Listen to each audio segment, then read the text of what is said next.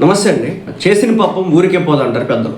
అన్వేష్ హిందూ దేవతామూర్తుల మీద, హిందూ దేవుళ్ళ మీద, దేవాలయాల మీద ఈ వ్యక్తి మాట్లాడినటువంటి మాటలు కావచ్చు, ఉపయోగించినటువంటి భాష కావచ్చు, ఎంత దారుణమైందో నేను ప్రత్యేకంగా మీకు చెప్పాల్సిన పని లేదు. పైపెచ్చు నేను హిందూ దేవతామూర్తులను ఎలాంటి దుర్మార్గమైన భాష ఉపయోగించలేదు, నేను ఎలాంటి తప్పు కూడా చేయలేదు, నేను హిందూ దేవాలయాలకు సంబంధించినటువంటి విగ్రహాల గురించి ఏది మాట్లాడలేదు, సీతాదేవి గురించి కావచ్చు, ద్రౌపది దేవి గురించి కావచ్చు, నేనేం మాట్లాడలేదు అని చెప్పేసి ఈ వ్యక్తి సమర్థించుకునేటటువంటి ప్రయత్నం అయితే చేశాడు. అయితే ఇప్పుడు విషయం ఏంటంటే, ఈ వ్యక్తి మీద లుకౌట్ నోటీసులు ఇవ్వడం అయితే జరిగింది. అంటే ఇతను మన ఎయిర్పోర్ట్లో ఉంటే కనుక, మన దేశం వస్తే కనుక వెంటనే ఇతన్ని తీసుకెళ్ళి బొక్కలు వేసేవచ్చు. దాంట్లో ఎలాంటి మొహమాటం అయితే లేదు. ఎందుకు ఇతని మీద లుకౌట్ నోటీసులు జారీ చేయడానికి కారణం ఏంటంటే, కరాటే కళ్యాణి గారు ఇతని మీద కేసు పెట్టారు పంజాగుట్ట పోలీస్ స్టేషన్. దీంతో అన్వేష్ పై అప్పట్లోనే పోలీసులు అయితే కేసు నమోదు చేశారు. అప్పుడు పోలీసులు చాలా గట్టిగానే రెస్పాండ్ అవడం కూడా జరిగింది.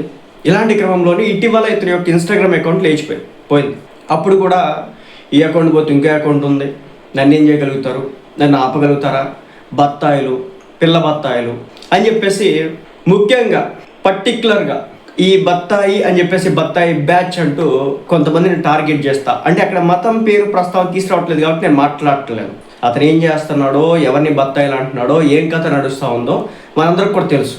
అలాగే ఈ రోజున ఇన్స్టాగ్రామ్ అకౌంట్ పోయిన తర్వాత కూడా అతను హద్దు పొద్దు లేకుండా ఇష్టం వచ్చినట్టుగా మాట్లాడేది జరుగుతూ ఉంది. అలాగే నేను ఒక సంఘటన జరిగింది తెలంగాణలో. ఒక చిన్న పిల్లని చాకలి సామాజిక వర్గానికి సంబంధించినటువంటి ఒక చిన్న పాపని రెడ్డి సామాజిక వర్గానికి సంబంధించిన ఒక వ్యక్తి కాలుతో కొట్టి చంపితే, దానికి సంబంధించి కూడా ఇతను రకరకాల థంబ్నెయిల్స్ పెట్టి అందరికి ఆపాదిస్తా, మతాల మధ్య ఏదో చేస్తా ఈ వ్యక్తి రియాక్ట్ అవ్వడం అయితే జరుగుతూ ఉందన్నమాట. సో ఇవన్నీ కూడా ఈ వ్యక్తి చేస్తూ వస్తూ ఉన్నాడు. ఇలాంటి క్రమంలోనే ఇతని మీద అయితే లుకౌట్ నోటీస్ ఇవ్వడం జరిగింది.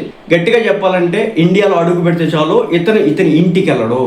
ఇతని ఇంటికి వెళ్ళకుండా డైరెక్ట్గా పోలీస్ స్టేషన్ మెట్లు తొక్కాలి. ఇతను ఎప్పుడు ఇండియాలో అడుగు పెట్టినా సరే అత్తారింటికి వెళ్ళినట్టు పోలీస్ స్టేషన్ గడప తొక్కాల్సిందే. దాంట్లో ఎలాంటి మొహమాటం అయితే లేదు.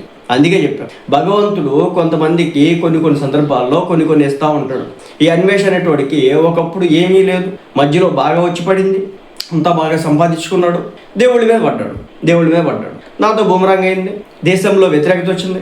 21 మిలియన్ దగ్గర నుంచి 2.3 మిలియన్స్ అనుకుంటా, నాకు ఇన్స్టాగ్రామ్ ఫాలోవర్స్ ఐడియా లేరు, దాదాపు 3 మిలియన్ అనుకుంటా. అక్కడ నుంచి 1.3 మిలియన్కి అయితే పడ్డాడు.